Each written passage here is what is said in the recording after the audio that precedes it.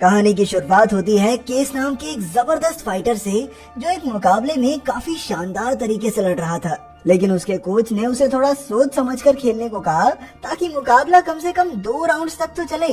Coach का मानना था कि अगर वो हर बार अपने ओपोनेंट को पहले ही राउंड में हरा देगा तो ऐसे तो कोई उससे मुकाबला ही नहीं करना चाहेगा। लेकिन केस से रहा नहीं गया और उसने एक ही झटके में अपने विरोधी को धूल चटा दी। इसके बाद जब मैच खत्म हुआ तो केस का कोच गुस्से में उसे छोड़कर चला गया, क्योंकि केस ने उसकी बात नहीं मानी थी। फिर कुछ समय बाद केस की मुलाकात ब्रोडी जेम्स से हुई, जो उसका काफी पुराना दोस्त था।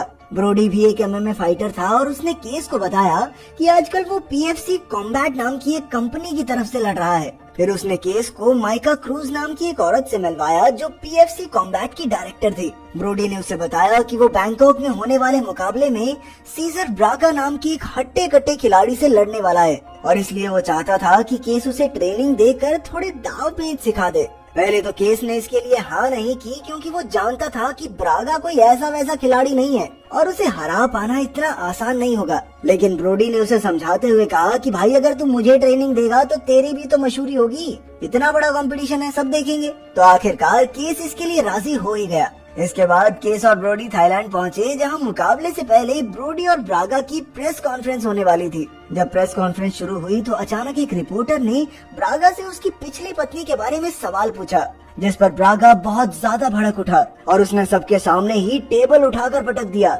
उसे देखकर सब बुरी तरह डर गए, लेकिन वो फिर भी नहीं रुका। इसके बाद वो जोर जोर से अपना सर शीशे पर फोड़ने लगा और सारा बाथरूम तहस नहस कर दिया। उसकी जबरदस्त ताकत देखकर ब्रोडी के तो होश उड़ गए और उसे ब्रागा से मुकाबला करने में डर लगने लगा। वहीं दूसरी ओर केस अपना सारा सामान होटल में रखकर टॉप फाइट जिम में पहुंचा, जहां उसे ब्रोडी को ट्रेनिंग देनी थी।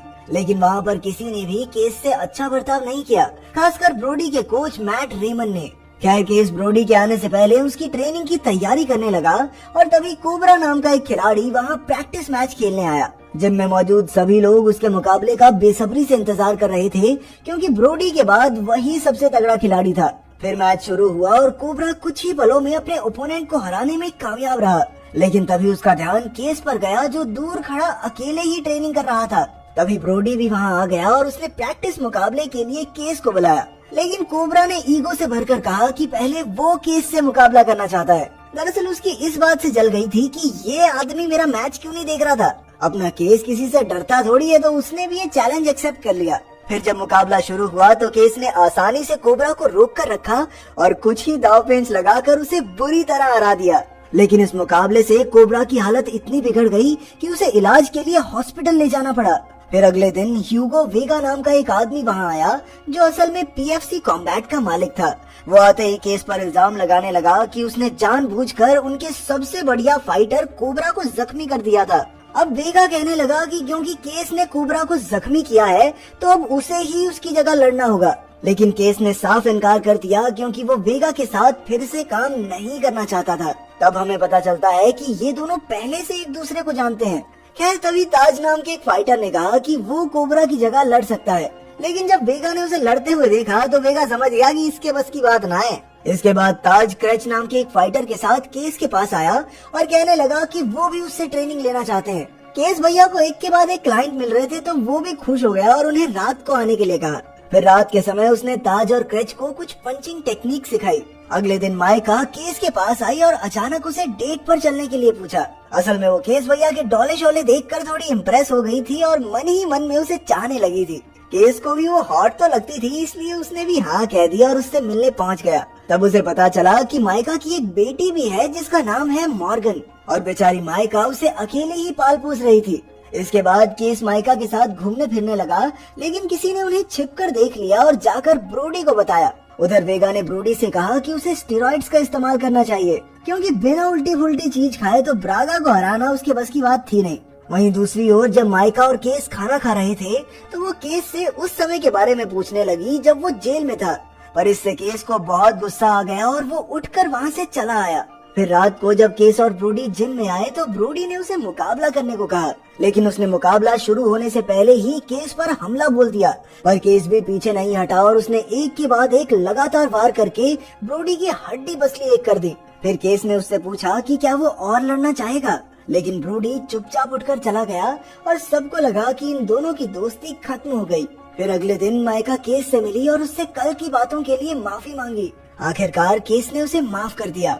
फिर कुछ दिन बाद केस और ब्रोडी ने अपनी ट्रेनिंग खत्म करके साथ बैठकर बात करने का फैसला किया। आखिरकार ब्रोडी ने केस से माफी मांगी और कहा कि वो जलन और गुस्से में आकर उससे लड़ाई कर बैठा, लेकिन अब उसने वादा किया कि वो जी जान लगाकर मेहनत करेगा। अब उसे माइका और केस के साथ होने से भी कोई दिक्कत नहीं थी। इसके बाद ब्रोडी ने कहा कि वो अब अपनी ट्रेनिंग पर ज्यादा ध्यान देना चाहता है, क्योंकि ब्रागा के साथ होने वाली फाइट बस कुछ ही दिन दूर है।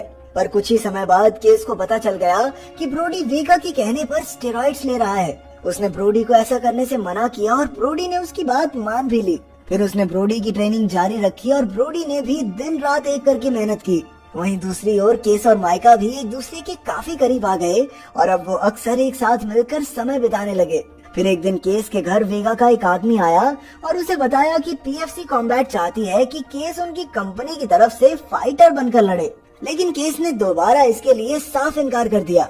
फिर अगले दिन जब केस और ब्रोडी जिम में पहुंचे तो उन्होंने देखा कि बाकी फाइटर्स झुंड बनाकर एक वीडियो देख रहे थे।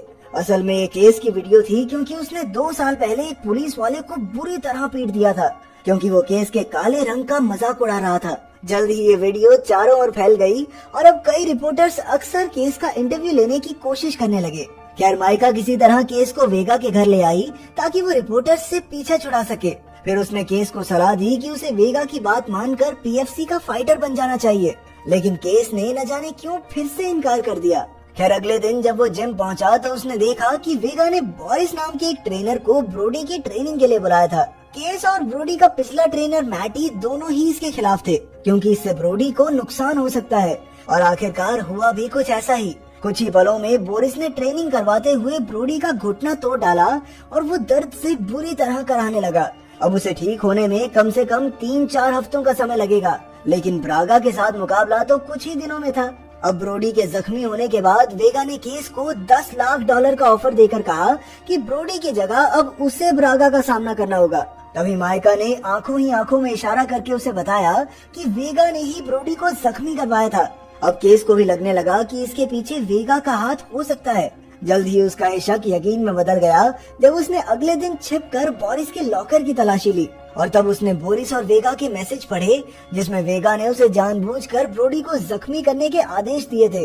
असल में वो चाहता ही यही था कि ब्रोडी ये मुकाबला ना खेल पाए और केस उसकी बात मानकर ब्रागा के खिलाफ लड़ने को तैयार हो जाए। अब केस ने ये सारी सच्चाई मैटी, ब्रोडी और माइका को बताई, लेकिन अब केस और उसके साथियों ने फैसला किया कि उन्हें ब्रागा और वेगा को रोकना ही होगा, क्योंकि इस मुकाबले से वो करोड़ों का मुनाफा कमाएंगे। उन्हें ये साबित करना होगा कि वेगा ने जानबूझकर ब्रोडी को जख्मी किया था। इसके बाद केस ने ब्रागा के खिलाफ होने वाले मुकाबले के लिए जमकर तैयारी शुरू कर दी।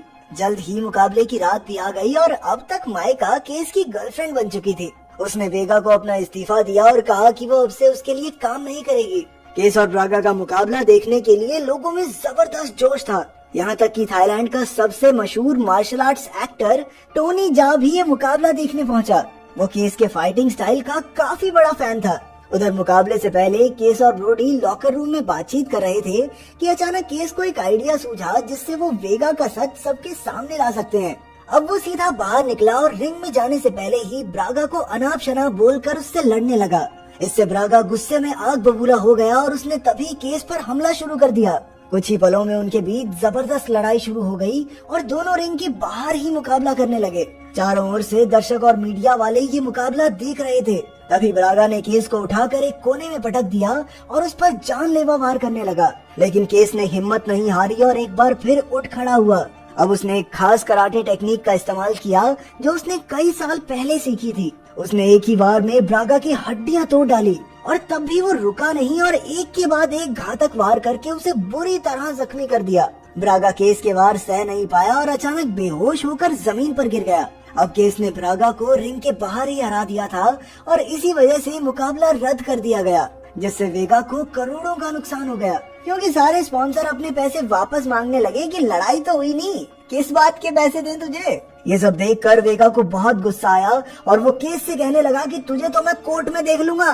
तब केस ने उसे बताया कि वो जानता है कि वेगा ने ही ब्रोडी के खिलाफ साजिश करके उसे जख्मी किया और उसके पास इसके बहुत सारे सबूत भी हैं और अब ये सारे सबूत लेकर वो पुलिस के पास जाएगा। तो लेके चल मुझे कोर्ट में, मैं ये सारे सबूत देता हूँ उनको।